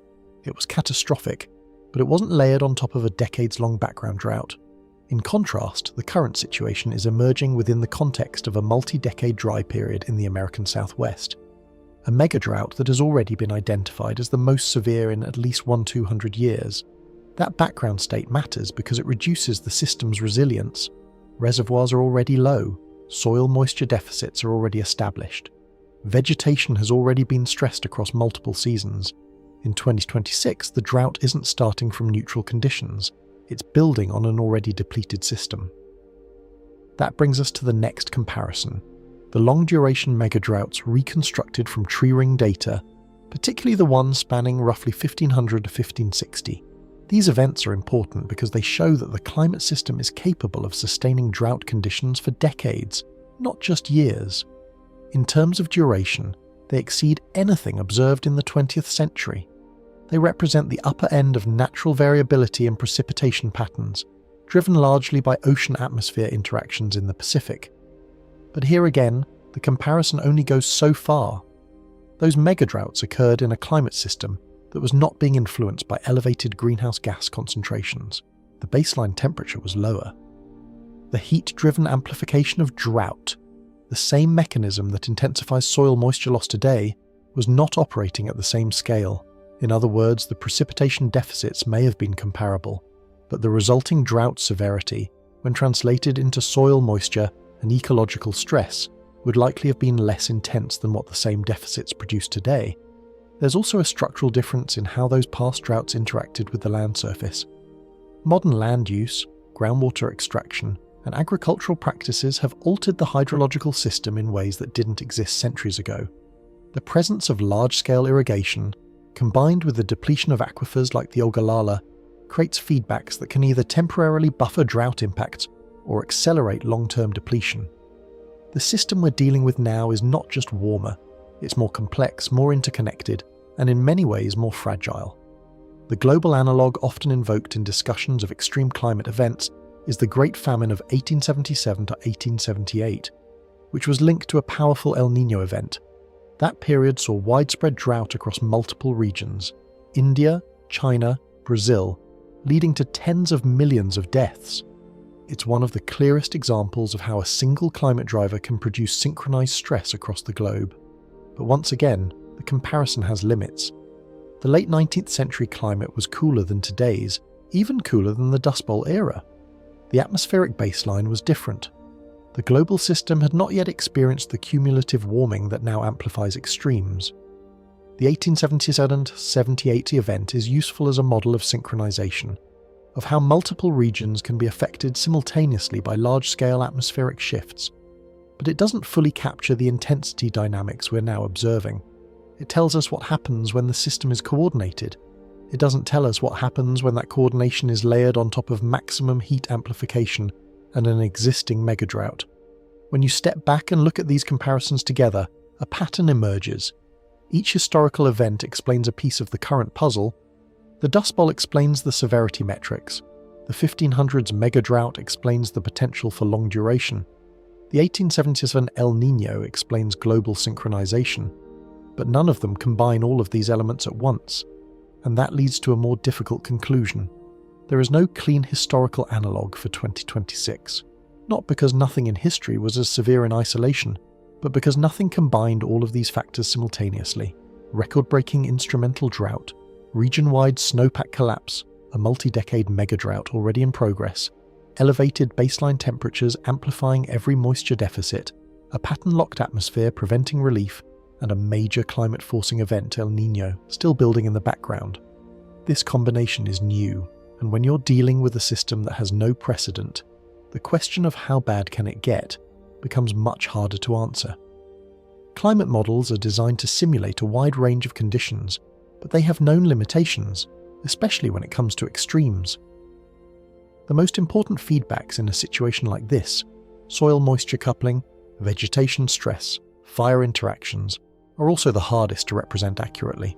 They operate at small scales but influence large-scale outcomes. They can accelerate rapidly under the right conditions, pushing the system beyond what models typically predict. This creates an asymmetry and uncertainty. When models estimate future drought severity, the range of outcomes is not evenly distributed. There are more pathways for the system to become more extreme than predicted than there are for it to become less extreme. In other words, the upper bound is less certain and potentially higher than the models suggest. And this is where the idea of compound risk becomes critical. The drought itself is not a single problem.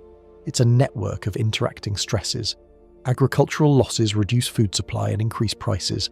Increased irrigation demand draws down reservoirs and groundwater. Lower reservoir levels reduce hydroelectric power generation. Reduced power generation places stress on electrical grids, which are themselves under strain from increased cooling demand during heat waves. That in turn can affect the infrastructure used to move water: pumps, canals, treatment systems. These are not independent systems failing in parallel. They are connected systems influencing each other in real time. A disruption in one area can propagate through the network, amplifying impacts elsewhere. At the same time, wildfire activity, already running ahead of seasonal norms, feeds back into the system by removing vegetation, altering surface reflectivity, and changing local hydrology. Burned landscapes absorb more heat, shed water more quickly, and are more prone to erosion. Over time, this can shift entire ecosystems into new states, reducing their ability to recover even if rainfall returns. Groundwater adds another layer of complexity. Unlike surface water, which can recover relatively quickly after wet periods, aquifers respond slowly. Decades of depletion can't be reversed in a single season. When groundwater is used to compensate for surface shortages during drought, it can create a long-term deficit that persists even after the drought ends. This effectively transfers risk from the present into the future, reducing the system's resilience to the next event. All of this is happening in a year when global conditions are already strained, food systems are interconnected, energy markets are sensitive, climate variability is affecting multiple regions simultaneously. The drought in the United States is not occurring in isolation. It's part of a broader pattern of stress across the planet, and it's happening before the expected peak forcing from El Nino has fully arrived. That detail matters more than any historical comparison because it changes the timeline. In past events, the peak impacts often aligned with the peak forcing. In 2026, the system is already at or near record conditions before that peak. That suggests that the baseline state of the system has shifted, that what used to be considered extreme is now reachable without the same level of external forcing. When you combine all of these factors, the lack of a clean analogue, the limitations of modelling at extremes, the interconnected nature of modern systems, and the timing anomaly relative to El Nino, the conclusion becomes difficult to avoid. We're operating in conditions that are, in a technical sense, unprecedented. Not as a rhetorical flourish, but as a literal description. There is no previous event that matches this combination of drivers, feedbacks, and baseline conditions, and when that's the case, the question of where the upper limit lies doesn't have a clear answer. It might resemble something we've seen before, amplified. It might follow a trajectory that diverges entirely from past patterns. Or it might reveal new behaviours in the climate system that we haven't yet observed. What we can say, with confidence, is this. If you're looking for a historical blueprint that tells you exactly how this ends, you won't find one. And that, more than anything else, is what makes this moment different. Part 20. The Final Frame. Let's return to where we started, because the place we started is also the place the entire story keeps circling back to. Like a system stuck in its own feedback loop, the United States has broken a 131-year drought record. Not edged past it, not tied it, broken it. The Palmer Drought Severity Index. the metric climatologists use when they want to quantify how deep the dryness actually goes into the soil, is posting values second only to the worst months of the 1930s Dust Bowl. 60.92% of the contiguous United States is in drought. Nearly half the country is in severe to exceptional drought at the same time. Florida, a place that climatologically is almost defined by its humidity, briefly reached nearly total drought coverage. 8 western states hit all-time record lows for April 1st snowpack simultaneously. The cattle herd is at its lowest level since the early 1950s. Wheat conditions are collapsing across the plains. Reservoirs that were designed to buffer variability are approaching thresholds that were never meant to be approached. Fire activity is running far ahead of schedule, and the hurricane season, one of the few natural mechanisms that can interrupt a southeastern drought, is expected to underperform. All of that is already happening. And the most important part of the story, the part that turns this from a bad year into a potentially historic inflection point, is that all of it is happening before the system receives the forcing event that, historically, would explain it, before El Nino. That's not just a dramatic framing device. It's a structural problem, because most of what we think we understand about drought risk, especially in the United States, is built around timing. There's an assumed sequence. First, the large-scale climate signal shifts, El Nino or La Niña, and then the impacts unfold downstream. The signal comes first, the response follows. That ordering is baked into forecasts, into agricultural planning, into water management, into disaster preparedness. It's the invisible calendar that organizes how institutions think about risk. What we're seeing in 2026 breaks that sequence. The impacts are already here, the records are already broken, and the signal that was supposed to explain them is still forming in the background. If you think about that in simple terms, it's like hearing the sound of something shattering in the next room, glass hitting the floor, something heavy collapsing, and then, a few seconds later, hearing the object that caused it actually hit the ground. Cause and effect have swapped places. The system is behaving out of order, and once that happens, all of the assumptions built on that order become unreliable. The developing El Nino, the one that forecast models increasingly agree is likely to form and may become very strong, hasn't crossed the thresholds that historically trigger its most significant global impacts. The probability of development is high. Some models even suggest the possibility of a super event, the kind that only appears a handful of times in a century, but it's not here yet in operational terms. The atmosphere-ocean coupling that defines a mature El Nino is still in progress, and yet the United States is already sitting inside drought conditions that, by multiple independent metrics, are the worst in the continuous instrumental record. So the question that follows isn't rhetorical. It's not a dramatic flourish. It's a real, unresolved technical question. What happens when the forcing actually arrives? Because what El Nino does, in simplified terms, is redistribute energy and moisture across the planet. It shifts storm tracks, it alters pressure systems, it changes where rain falls and where it doesn't. In some regions that means relief, in others it means intensification of drought, and crucially it does all of this on top of whatever baseline conditions already exist. That baseline right now is not neutral, it's not even moderate, it's already at the edge of the historical envelope, so you're not layering El Nino onto a normal system, you're layering it onto a system that is already operating at record stress. That's where the idea of compounding comes in, and it's worth slowing down here because this is where the story shifts from bad weather year into something structurally different. Think of the drought not as a single event, but as a network of interconnected systems. Soil moisture, agriculture, reservoirs, energy production, wildfire dynamics, groundwater, ecosystems. Each of these systems has its own thresholds, its own response times, its own feedback loops, and under normal conditions those systems can absorb stress. They bend, but they don't break. But when multiple systems are stressed at the same time, they start interacting. Agriculture is the most immediate example. When soil moisture drops into the lowest percentiles, crops don't just suffer, they fail to establish properly. That reduces yield potential before the plant has even fully grown. Farmers respond by adjusting planting decisions, reducing acreage, or shifting crops entirely. Those decisions affect commodity markets months or years down the line. Lower production leads to higher prices. Higher prices influence global trade flows. And because the United States is a major agricultural exporter, those shifts don't stay domestic. They propagate. At the same time, reduced rainfall and snowpack mean less water entering reservoirs. Reservoir levels drop. As they drop, hydroelectric generation declines. When certain thresholds are crossed, like the minimum power pool levels at major dams, generation can stop entirely. That shifts energy demand onto other parts of the grid, often increasing reliance on fossil fuels or more expensive energy sources. Energy costs rise. Grid stability becomes more fragile, especially during heat waves, which are themselves intensified by the same drought conditions. And then there's groundwater. When surface water becomes scarce, farmers and municipalities turn to aquifers.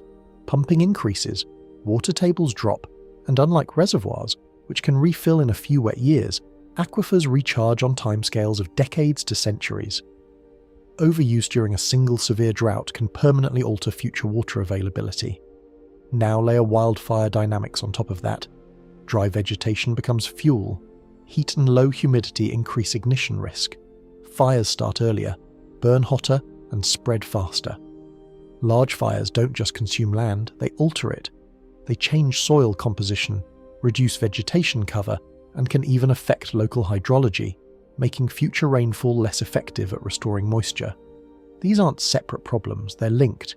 Each one feeds into the others, and they all started intensifying before the primary forcing event arrived.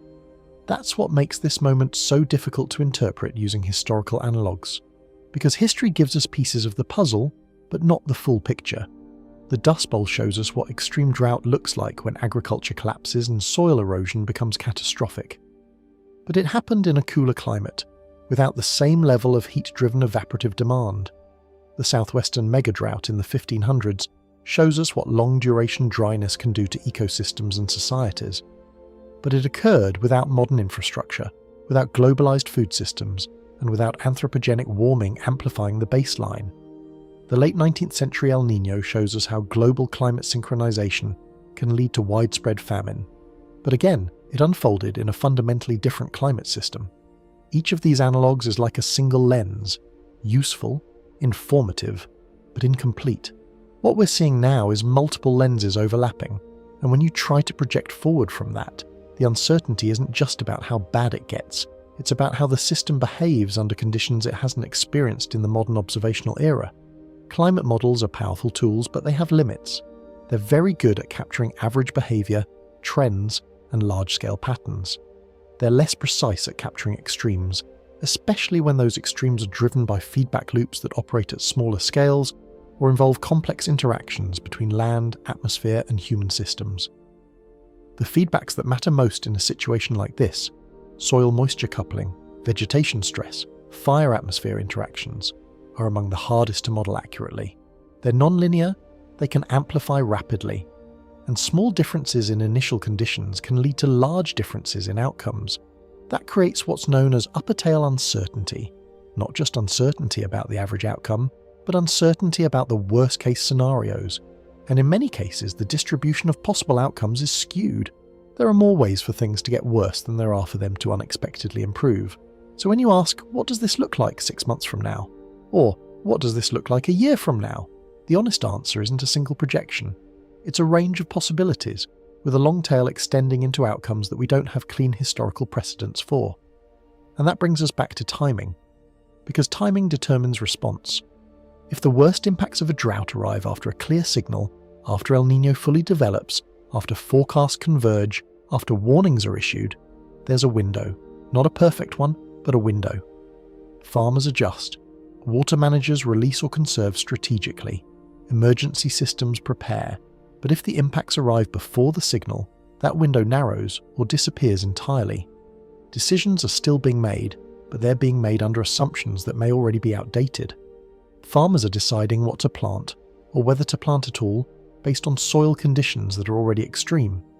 Ranchers are deciding whether to hold on to cattle or liquidate herds, knowing that rebuilding takes years.